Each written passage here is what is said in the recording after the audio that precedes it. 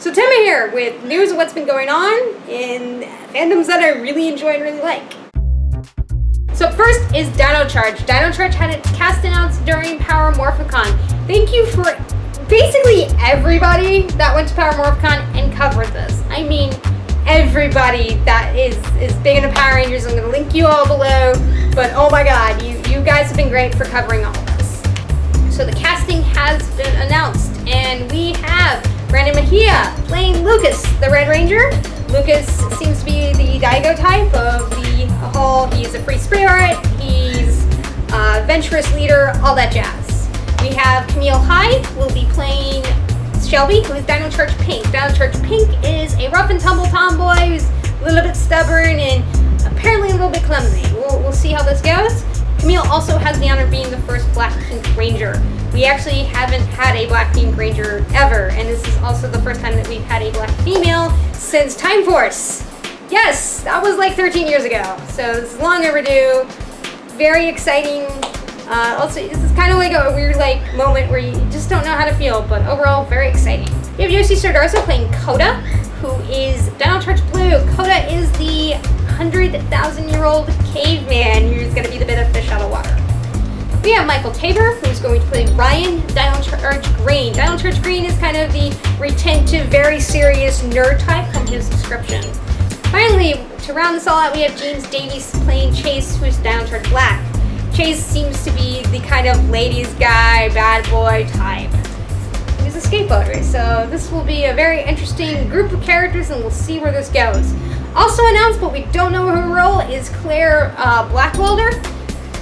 It's unknown who she's going to play. A lot of speculation points that she is probably, due to her age and them wanting an older person for this role, probably going to be the tentative name of Kira, who is Dino Charge Purple, who is the scientist character. So we will see where all that goes. For right now, they are all in New Zealand. You can go follow them on Twitter, Instagram, Facebook, and I'll have links below to, go and follow them. It's also kind of interesting to note that Yoshi's actually a big Toku fanboy, as well as a fanboy in general. So we actually have one of us in the cast, and he's shown the rest of the cast a couple of episodes of Kyoryuger. He posted a picture of him going braid in. It's been very interesting to watch essentially real-life Ikari guy being casted in the role of Power Rangers. So congratulations on having one of us, and hopefully we will have many more one of us to be casted in the future. Skyrim is at an end, so now we are going to go into the new Kamen Rider, and that has been announced to be Kamen Rider Drive. Kamen Rider Drive is being written by Riku Sanjo, who is also known for Kyo Ranger, Kamen Rider Forze, and Kamen Rider Double. So we'll see how this goes. A lot of mixed feelings on that. Some people don't like his writing style, some people do. So we'll see. It looks to be a little bit more lighthearted and fun than Gaim, which honestly goes with his writing style from what I've seen so far. I've watched all of Double, I've been watching Kyoryuger and Forze right now. So, it seems to be in his writing style to be a bit more fluffy. Which, yes, is very needed after the very plot-heavy and gut-punching ride that has been Gaim so far. Kamen Rider Drive is Shinosuke Tomaru, played by Takeuchi Ryoma, and he is, basically from what we know, he is a cop from a special investigations unit, but he was denied a promotion due to his tragic past.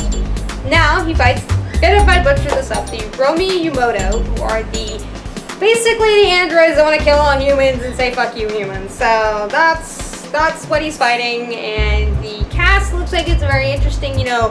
Couple of characters. You got the weird nerd, shiny nerd. You got the girl that kind of befriends them. You've got the police chief. So you've got your core cast of characters has been announced.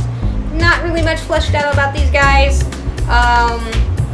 Ryoma is really tall. He's 6 foot tall. So compared to Sano, it's basically Sano's like my height. So it's going to be really interesting to have a really tall Kamen Rider. Another interesting thing to point out is that his belt, his driver, is actually artificial intelligence. It gives him information and suggestions and all that. He's also going to be driving a car, not a motorcycle. Pretty big deal. Now for some Jojo news, both happy and some mixed.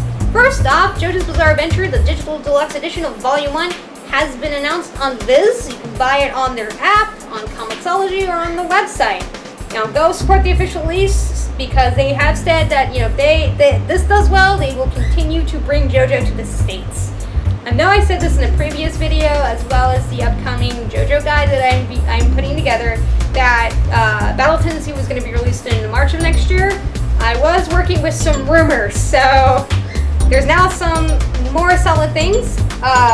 Phantom Blood will be coming out in imprint in February of next year. And Battle Tendency, they have gotten a license for that, will be released in the fall of next year. So, little correction on that. And as also with their release, they also have released the rest of Stardust Crusaders. They finished it up. You can buy it on their digital store. I've been doing so. Again, it helps bring JoJo over to the States. Now, one of the interesting things is, why is this so pretty? Huh? Why is it called the Deluxe, and why is this so pretty? What they are translating is Jojonium. Now, Jojonium is the re-release of parts 1 through 3 in special volumes that have on the cover redesigns of the old characters drawn in the new art style. It has colored pages, it has some more additional info, as well as, you know, interviews with him. He actually, you know, goes over what went behind the character creation, what was going on at the time. It's really interesting, really fun, and basically what they are translating is the Jojonium volumes. We are getting Jojonium parts 1 and 2 over here. That is why it is called the Deluxe. Now they are ongoing and doing part 3, and part 3's volume has been announced recently, and it is none other than Noriaki Kakyoin. And yes, it was received with much squealing and joyful jubilance from nearly everyone in the fandom that is into guys, because it is Kakyoin.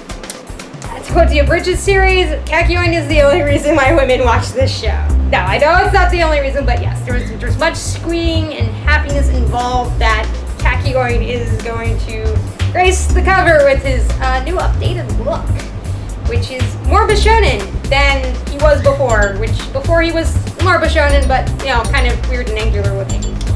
So, really exciting, and yes, I was also involved with the squealing process because I am Tenma, person filled with stupid Kakyoin films. Finally, in mixed news, the anime is going to be going onto hiatus, I believe, after the High Priestess fight, and will return after a fall break. We don't know when it will return.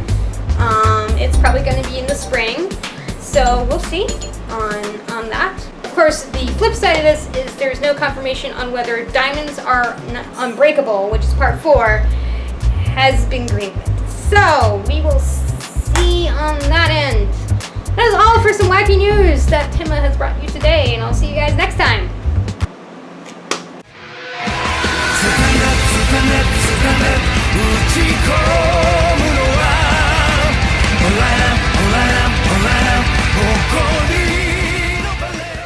Available on Viz Media.